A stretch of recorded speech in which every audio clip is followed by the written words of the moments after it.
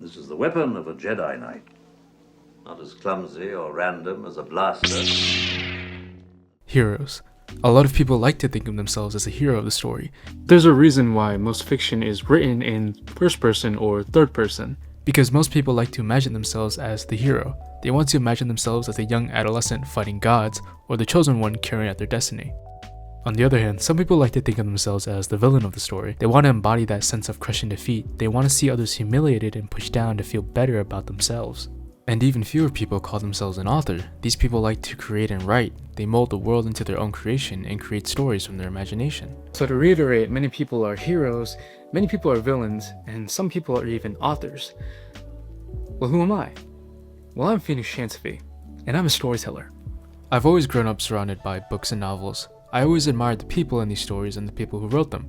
My parents both worked full-time, so I often found myself reading a book whenever I was bored. But unlike most people, I would never try and think of myself as the main character. I don't put myself in my projects because I know that I'm not the best person who can do that job.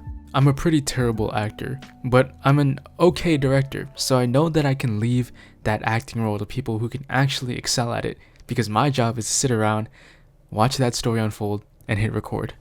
Even as a child, I never saw myself as the main character, because there's not much interesting about me anyway.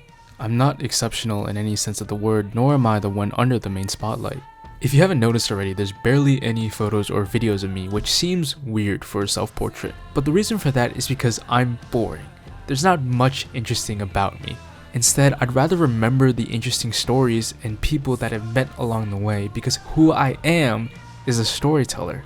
And to me, the most wonderful thing in the world is to see interesting people do interesting things.